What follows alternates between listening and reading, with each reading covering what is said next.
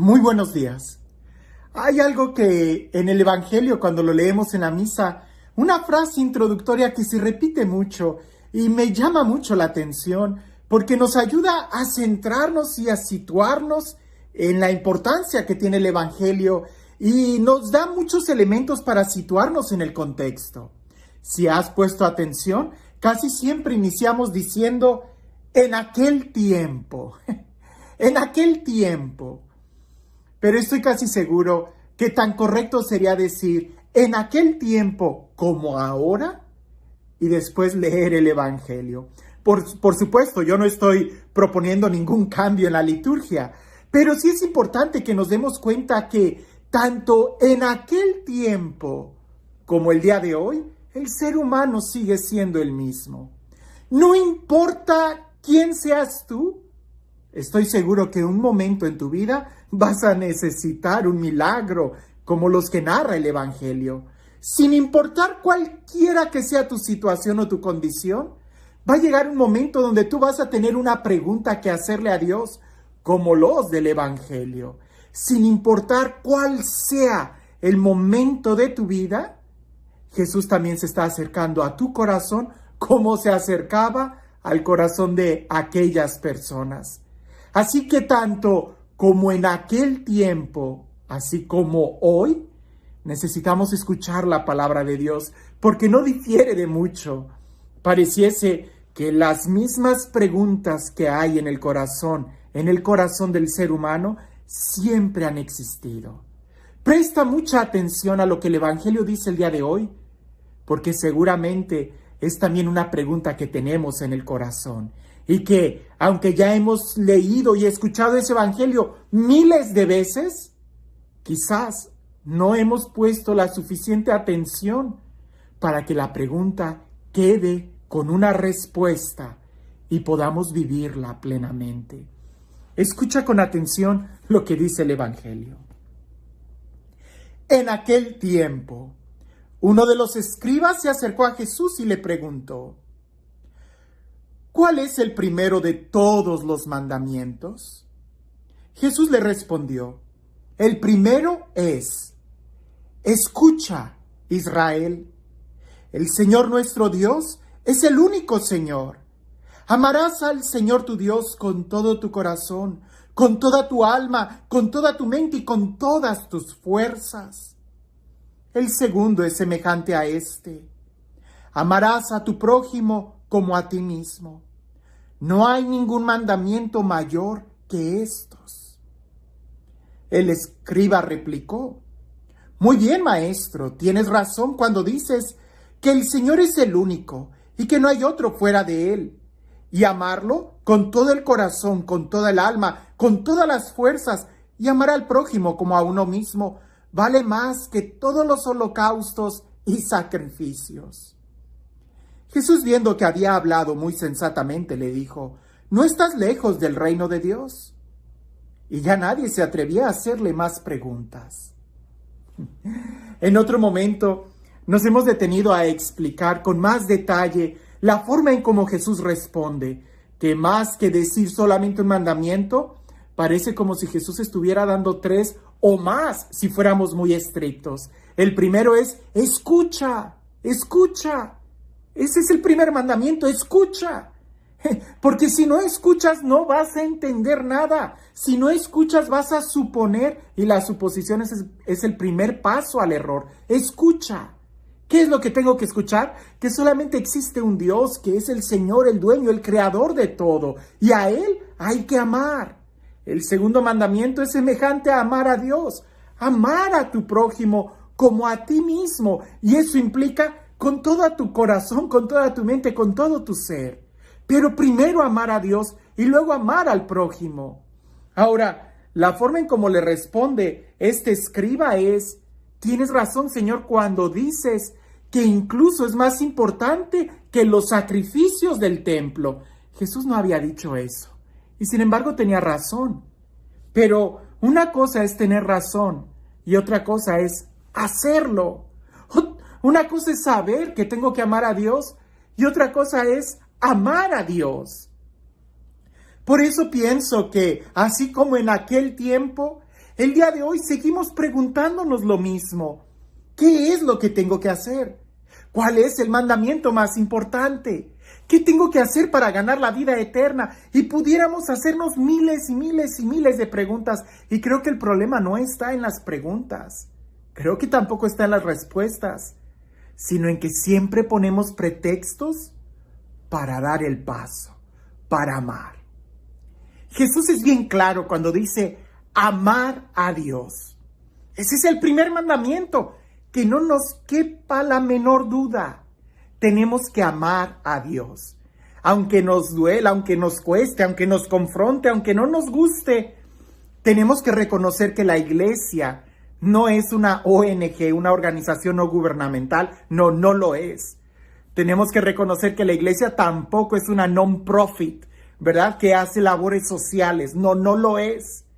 También tenemos que reconocer que la iglesia no es un museo y tampoco es un espacio de cultura. No, no lo es. Lo principal, la principal misión y característica de la iglesia es amar a Dios. Eso es. Sin eso, todo lo demás que hagamos no va a tener sentido. Incluso va a ser contraproducente. Porque la esencia de la iglesia y del cristiano está y radica en amar a Dios, reconocerlo a Él como el único y amarlo, respetarlo, honrarlo con todas nuestras fuerzas. Si nosotros no amamos a Dios por encima de todo, entonces nos vamos a ir quebrando por dentro. Porque incluso tú, no solamente hablemos de la iglesia como institución, sino tú como persona tienes un espíritu. Y ese espíritu de una u otra manera se alimenta o se recrea o agarra fuerza cuando amas a Dios. Cuando no tienes a Dios en primer lugar en tu vida, todo va a tener un desequilibrio. Vas a estar ansioso, vas a estar con angustia. Pero cuando te rindes ante Dios, entonces todo va encontrando sentido. El segundo mandamiento es amar al prójimo. Por eso digo, si no amamos a Dios, no vamos a amar al prójimo. Si en nuestras iglesias no hay un verdadero amor a Dios, entonces tampoco va a haber un verdadero, genuino amor al prójimo. Las dos cosas tienen que estar unidas, pero tiene que quedar bien claro que lo principal es amar a Dios. Porque si no amamos a Dios, ¿con qué criterios vamos a amar al prójimo?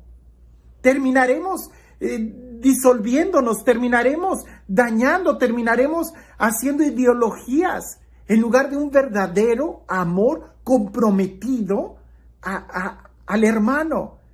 Tenemos que amar a Dios para saber cómo amar al prójimo. En la iglesia, cuando se ha amado a Dios, es cuando se ha habido un gran progreso en la historia, ¿verdad? En torno a los monasterios es donde surgieron las universidades. En torno a las parroquias es donde surgieron los hospitales. Incluso tú me pudieras decir, bueno, pero eso fue hace muchos años. No, el día de hoy. En torno, alrededor de personas que aman a Dios, es donde surgen movimientos sociales con un genuino amor al hermano. Por ejemplo, piensa en el Padre Pío, un hombre místico, un hombre estigmatizado, que en torno a él, a su amor a Dios, se fundó también un hospital muy bueno. Piensa en el amor de la Madre Teresa de Calcuta, que ella, amando a Dios, encontró un camino para amar al prójimo y fundó una congregación que ha ayudado como ninguna otra institución, ¿verdad? Los hermanos y las hermanas de la caridad. Pero primero amar a Dios. En cambio, ¿cuántas veces hemos tratado de amar al hermano haciendo a un lado a Dios? Y ahí viene todo un desequilibrio. Por eso creo que la primera parte es escucha, escucha. Porque hay que saber cómo amar. Y para eso tenemos que dejar a quien es el amor que venga a nuestro corazón.